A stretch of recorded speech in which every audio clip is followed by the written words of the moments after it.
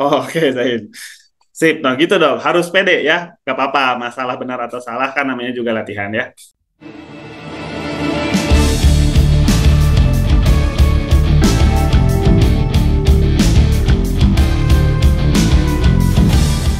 Selamat datang para sobat Ambis Tridaya. Untuk hari ini kita akan berkegiatan yaitu Ambis to University ya. Ambis to University ini hari ini adalah sesi untuk pembahasan TPS ya. Nah, ini langka nih Kak ya. Hari ini biasanya tuh PU aja ya kebanyakan sama bahasa. Nah, hari ini waduh alhamdulillah kita kedatangan narasumber nih ya. Ada Kak Krisda. Nanti hari ini Kak Krisda yang akan membahas mengenai penalaran kuantitatif dan matematika ya. Oke, bismillahirrahmanirrahim. Assalamualaikum warahmatullahi wabarakatuh. Waalaikumsalam warahmatullahi wabarakatuh. Oke, selamat pagi kawan-kawan semua. Mudah-mudahan pagi hari ini masih tetap semangat ya untuk menghadapi UTBK yang kurang lebih nggak nyampe setahun. Walaupun ada di tahun depan ya. Semangat terus. Hari ini kita akan bahas tentang penalaran kuantitatif sama penalaran matematis. Mungkin langsung aja ya biar banyak soal yang terbahas gitu. Mudah-mudahan sih bisa kita bahas semua. Mari kita mulai aja kalau gitu. Oke, kita akan mulainya hari ini dari kuantitatif dulu ya, biar pemanasan dulu gitu ya. Kalau matematika itu kayaknya berat banget gitu ya. Jadi kita mulai dulu dari kuantitatif yang dasar pengetahuannya pengetahuan matematika dasar. Jadi mudah-mudahan sih kawan-kawan semua bisa memahami ini dengan baik ya. Oke, kita mulai aja ya. Jika ada yang mau bertanya di tengah-tengah juga, misalkan mau raise hand silahkan, mau langsung open mic juga silahkan, atau misalkan mau di chat, kolom chat juga silahkan, mangga ya. Kita mulai ya. Yuk, pengetahuan kuantitatif. Pengetahuan kuantitatif itu pengetahuan tentang matematik, tapi matematikanya benar-benar matematika dasar ya. Nah, kita mulai saja. Ini soal yang kemarin, TL kemarin. Oke, ya, di sini kakak bagi ada yang satu halaman ada 2 soal, ada yang satu halaman 1 soal. Tergantung kebutuhan buat coret-coretnya ya. Oke, yuk kita mulai. Dari nomor 1 dulu. Di sini jika A adalah himpunan bilangan asli dan C adalah himpunan bilangan cacah, maka banyaknya himpunan bagian dari C min A. Oke, untuk merimain kembali ini ya, atau ada yang mau jawab nomor 1? Siapa tahu ada yang udah tahu nih. Di antara kawan-kawan semua nih, nah, nggak tahu siapa aja nih ya. Yang datang nih ada. Atau boleh di chat juga ya. Biasanya kalau teman-teman tuh enaknya di chat kali ya. Boleh, di boleh. Chat ya. Oh, ya, boleh, sangat ya, boleh. Dipilih aja A, B, C, D, E boleh. Nah, kira-kira nih dari 5 pilihan. Bismillah, B, Raffi, mantap. Ya. Yang lain gimana?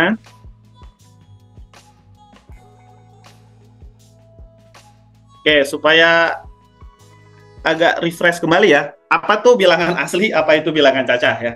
Jadi kita harus pahami dulu bilangan asli dan bilangan cacah itu perbedaannya apa. Nah, kalau dilihat, sebentar ya, ada gangguan teknis sedikit. Oke, yuk. Oke, Raffi, terima kasih ya sudah mau menjawab nih. Yang lain ditunggu ya jawabannya. Kita coba refresh dikit. Siapa tahu dikasih clue akan jadi lebih mudah. Oke, di sini ada dikatakan adalah himpunan bilangan asli. Nah, bilangan asli itu seperti apa? Yang A itu bilangan asli itu adalah bilangan yang kita tahu dari angka 1, 2, 3, 4, dan seterusnya. Oke, Zain juga. Terima kasih dari Zain ya. Tapi ada tanda tanya ya, kurang yakin gitu ya. Nah, ini titik-titik artinya diteruskan seterusnya ya. 1, 2, 3, 4, 5, 6, dan seterusnya. Itu adalah yang disebut bilangan asli ya. Jadi kalau misalkan membahas bilangan asli itu seperti itu. Nah, bilangan cacah itu apa? Bilangan cacah itu adalah bilangan asli ditambah dengan angka 0. Jadi bedanya kalau bilangan cacah. Oke, Zain. Sip, nah gitu dong, harus pede ya, gak apa-apa, masalah benar atau salah kan namanya juga latihan ya. Nah, jadi kalau C itu adalah 0, 1, 2, 3, 4, dan seterusnya. Nah, ini adalah himpunan bilangan asli dan bilangan cacah. Nah, nanti di sini dikatakan adalah ditanya banyaknya himpunan bagian dari C min A. Oke, pertama kita harus tahu dulu C min A itu apa. Oke, C min A itu adalah anggota bilangan himpunan C dikurangi dengan anggota himpunan bilangan A. Berarti kalau misalkan kayak begitu, kita tahu dong, C dikurang A itu pasti hasilnya adalah 0 ya. Nah, cuman pertanyaannya adalah ditanya berapa banyak himpunan bagian. Oke, banyaknya himpunan bagian itu sebenarnya sudah ada rumusnya ya. Kalau nggak salah sudah ada rumusnya. Ini himpunan bagian itu apa aja? Berarti semua nilai himpunan yang ada di sini. Berarti karena kita cuma punya satu, himpunannya itu berarti himpunan bagiannya. Kalau dituliskan, maka himpunan bagiannya itu adalah, yang pertama adalah himpunan kosong, yang kedua adalah yang ada himpunannya. Harusnya sih berjajar ya. Kalau dia punya dua anggota, berarti ini nanti bentuknya himpunan kosong, terus himpunan per satu anggota dan himpunan per dua anggota, dan seterusnya ya, tergantung banyaknya anggota. Nah, sehingga kalau kita lihat, oh di sini cuma ada 2 buah gitu ya, sehingga nilainya adalah betul tuh Zain ya, nilainya C. Wih, good job ya, bagus, benar, itu udah tepat sekali, jawabannya adalah C. Nah, kalau tidak salah, ini ada rumusnya ya. Nah, biasa, kakak ini memang agak jelek dalam hafalan. Jadi kalau untuk soal rumus himpunan bagian itu agak kurang bagus ya di hafalannya. Dengan kakak tuh 2 pangkat 1 ya. 2 pangkat N, banyaknya himpunan bagian itu. Ya, jadi mengikuti persamaannya ada rumus langsungnya ya. Jadi jumlah himpunan bagian,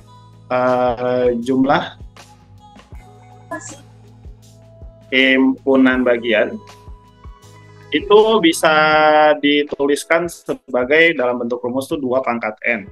Ya, dengan N-nya itu apa? N-nya itu adalah jumlah anggota dari himpunannya, gitu ya. Dengan N-nya sama dengan jumlah anggota himpunan. Oke, ini masih ya refresh sedikit ya pelajaran waktu SMP. Oke, sip, mantap. Terima kasih Raffi, walaupun kurang tepat pilihannya, tapi nggak apa-apa. Setidaknya sekarang jadi lebih tahu. Zain udah bagus sekali ya, jawabannya adalah C, betul.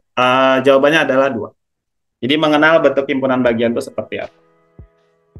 Oke, kalau gitu kita lanjut ya. Di sini ada nomor 2, diketahui himpunan P itu adalah X, di mana X-nya adalah X kuadrat min 3X kurang dari sama dengan 0, dan Q X sedemikian hingga X kuadrat min 5X lebih dari 0. Ditanyanya adalah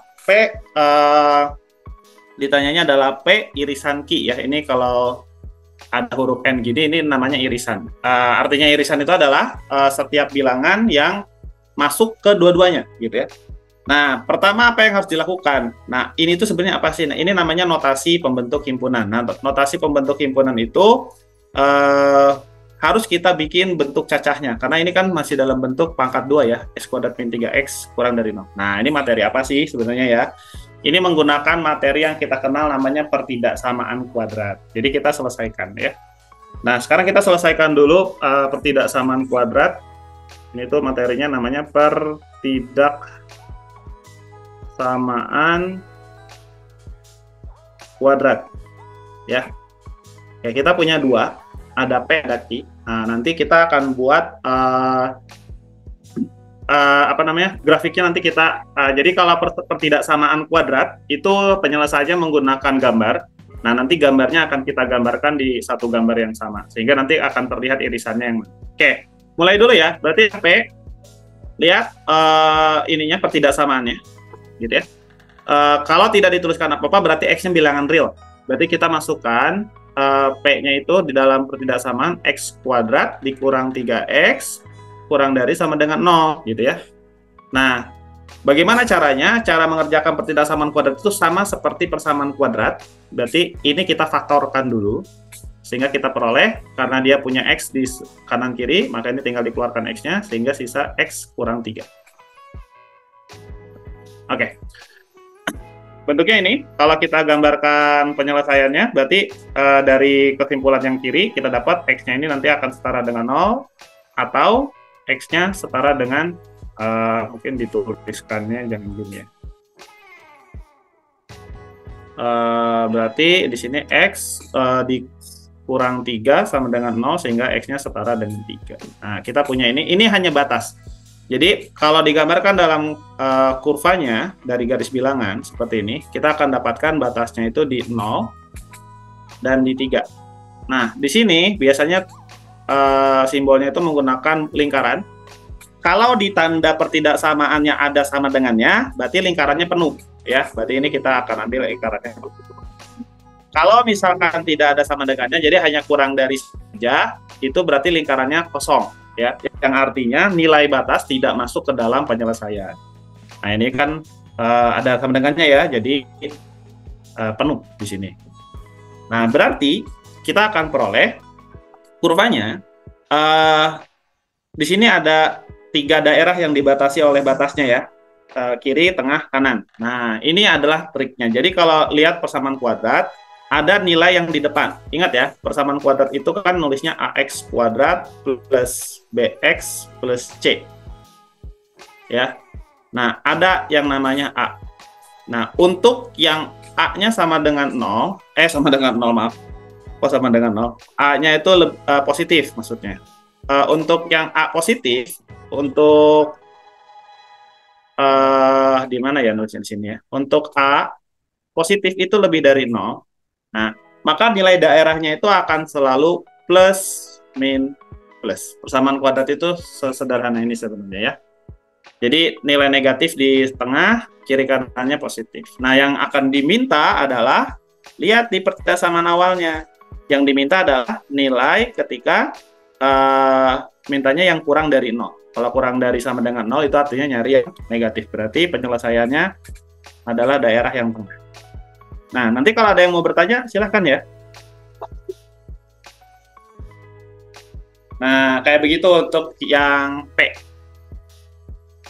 Nanti yang Q sama caranya. Jadi kalau yang Q atau Q ini cara ngerjainnya mirip. Ini hanya beda persamaan aja. Persamaannya di sini X kuadrat min 5X lebih dari sama dengan 0. Jadi X ini X min 5 lebih dari sama dengan 0, sama kayak tadi ya. Berarti batasnya kita dapat di 0 atau di X sama dengan 5. Nah, nanti kalau dibikin garis, berarti batasnya di 0. Sama ya, karena ada sama dengannya, ini lingkarannya penuh. Berarti ini di 0 dan ini di 5. Nah, terus lihat yang di depan. Yang di depan X kuadratnya nilai tandanya apa? Karena tandanya sama positif, berarti sama nanti daerahnya. Jadi daerahnya akan dinyatakan dalam kiri positif, tengah negatif, kanan positif. Gitu. Tapi bedanya kalau sekarang mencari persamaan yang hasilnya lebih besar dari 0. Berarti nyari yang nilainya hasilnya positif ya. Berarti jawabannya yang nah, kayak begini. Nah, lalu gimana tuh kalau misalkan mencari irisan dari kedua persamaan? Kalau irisan dari kedua persamaan ya berarti nanti tinggal digambarkan saja secara ini ya, gambarnya secara terpisah. Ini gambarin aja nanti di sini. Kalau Kakak ambil warna hitam, ya, berarti untuk P beririsan dengan Q, berarti gambarnya tarik garis seperti ini. Terus lihat batasnya 0, 3, dan 5 ya. Dibuatnya bersusun ya. 0, 3, 5. Ini garisnya bisa lebih panjang. Nah, kayak gini. Kalau di sini untuk gabungan sudah tidak perlu lagi plus min plus ya. Jadi kita tinggal gambarkan saja tadi daerah arsirnya. Berarti kalau gitu daerah arsirnya untuk yang 0 sampai 3 berarti ini jarak ininya. gitu ya. Lalu untuk yang Ki itu berarti daerahnya ini. Nah,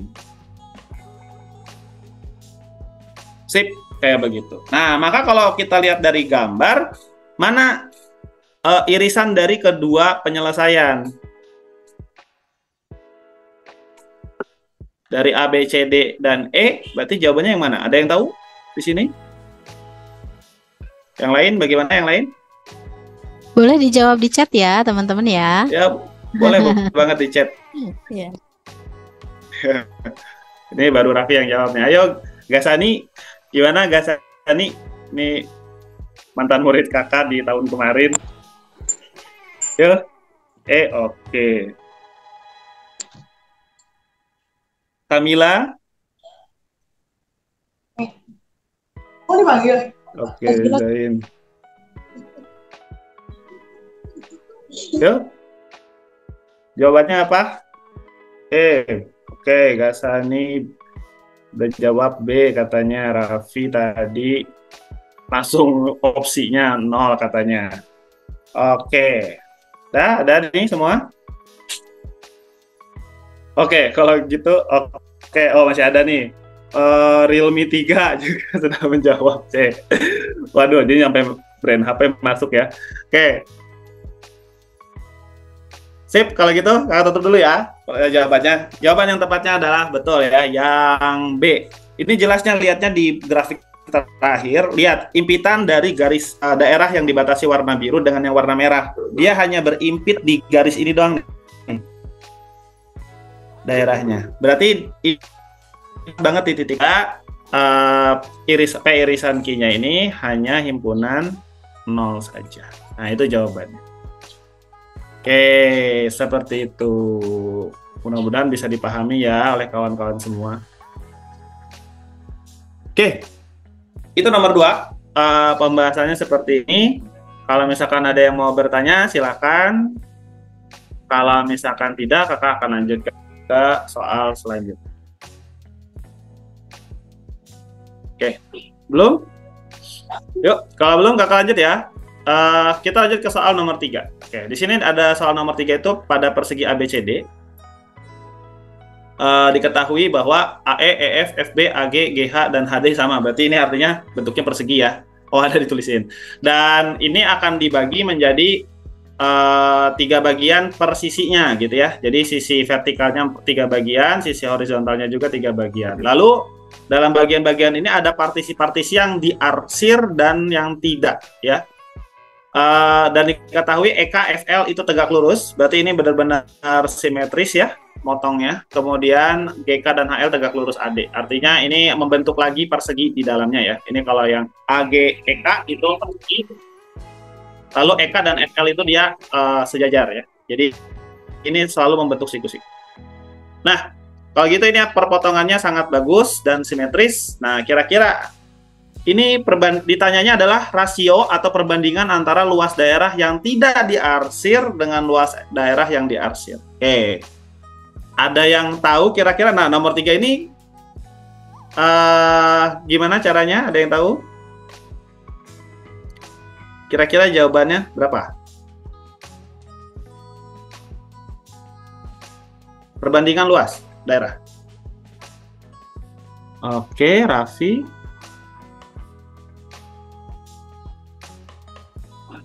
Yang lain gimana?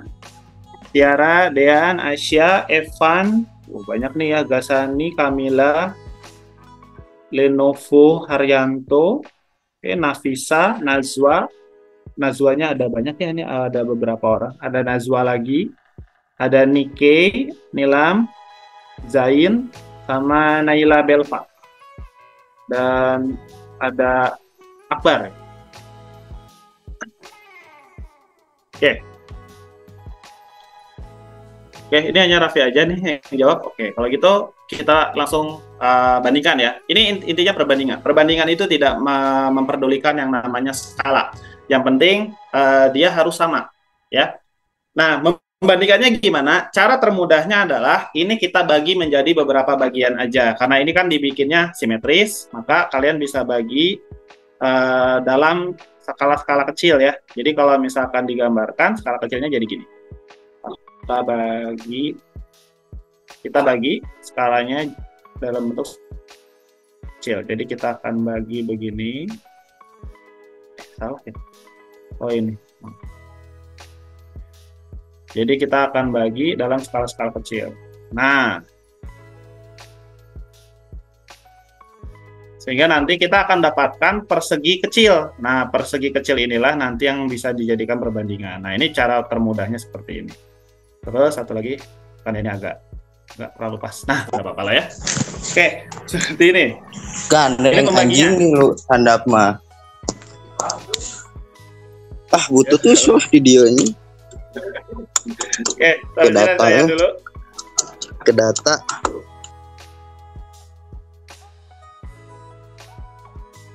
Oke, kalau gitu ini udah dapat ya. Ini ada persegi-persegi kecil. Ini ada persegi AEGK, terus EFK apa ini ya. Jadi kita punya 9 persegi kecil.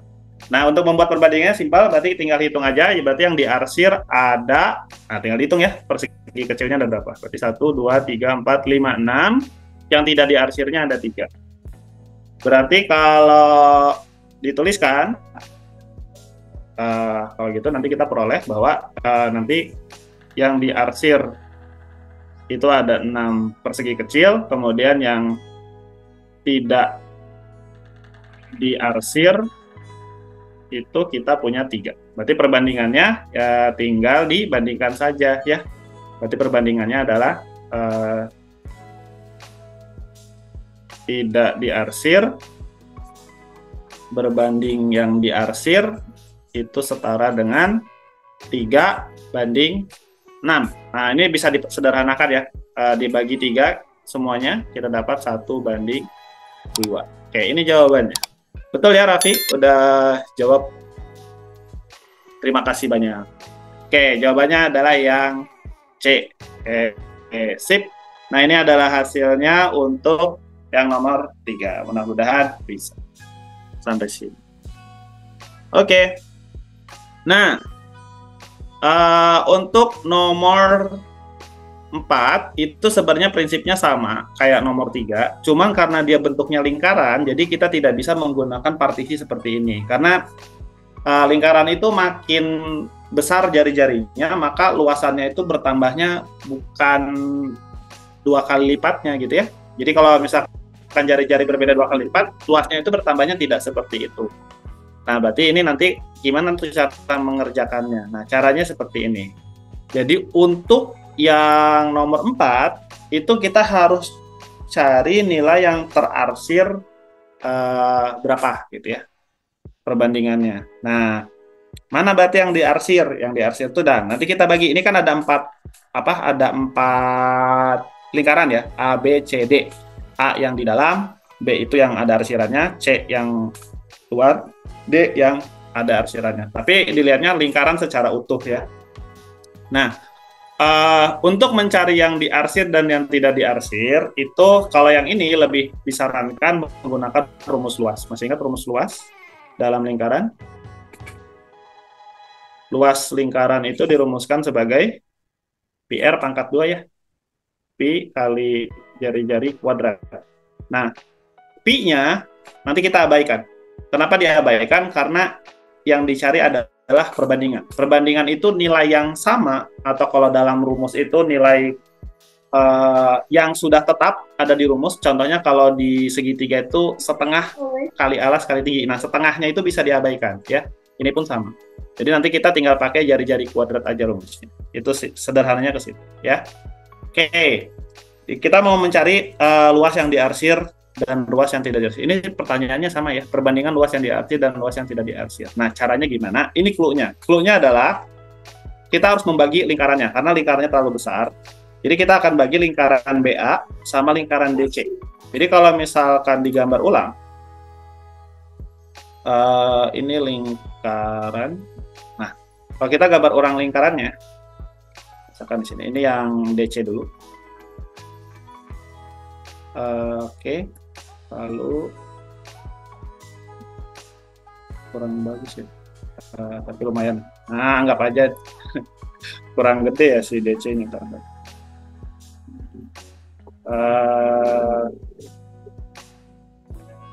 DC-nya kurang agak lebar.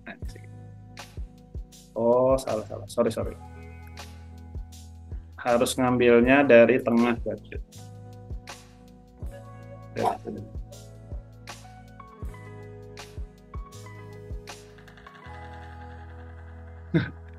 Paham kan, jadi kok jelek banget ya gambarnya kan. Sini deh. Oke, nggak apa-apa lah. Anggap bagus. Nah, ini kita ambilnya DC. Ini hanya ilustrasi aja ya. Jadi ini adalah lingkaran DC. Di mana ini D, ini C, dan nanti yang diarsirnya adalah yang C.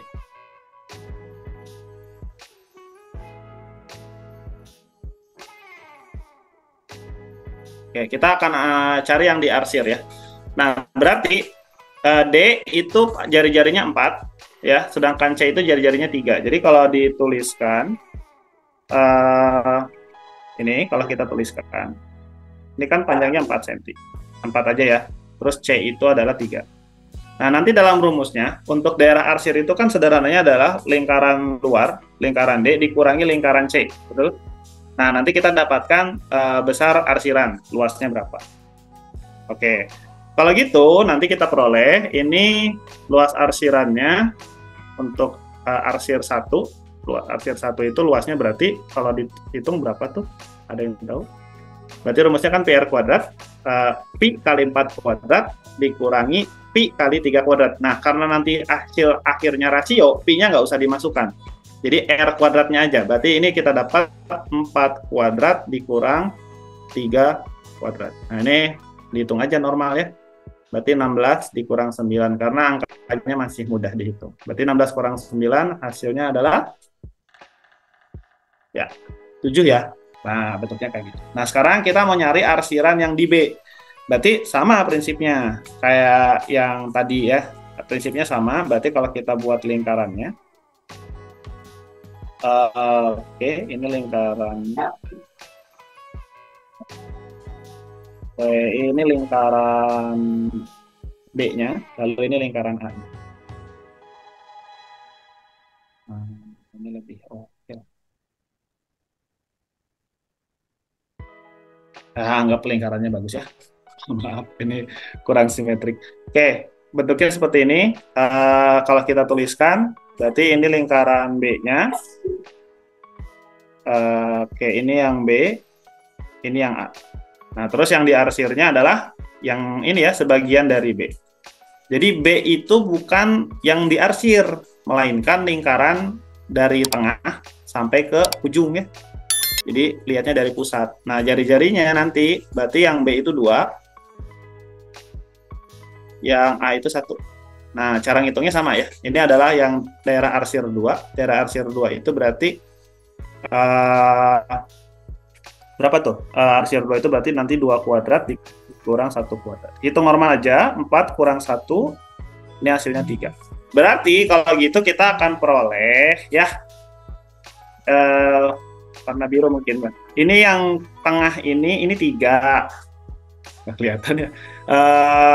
Ini 3. Bentar. Kita timpah pakai warna putih dulu dikit. Oke, kasih space putih dulu. Biar bisa ditulisin.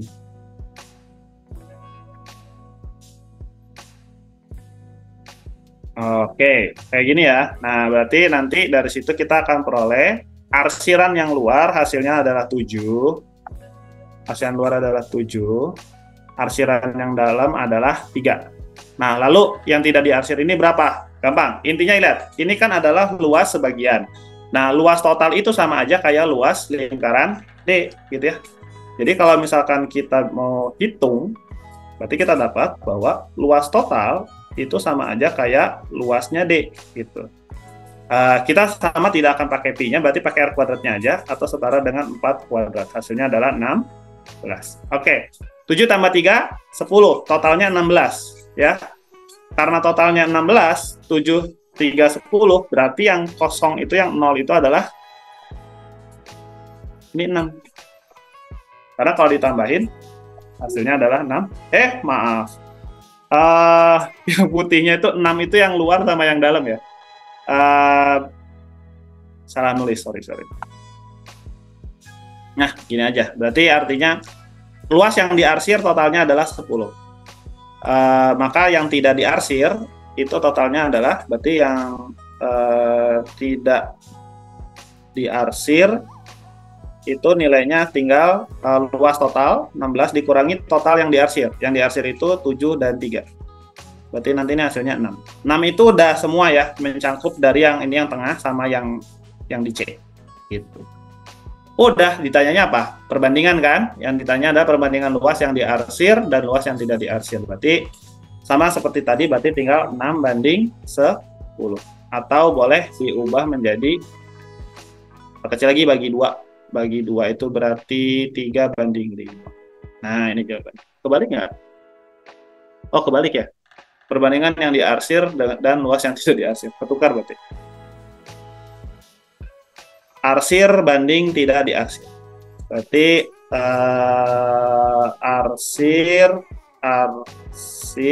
banding tidak diarsir.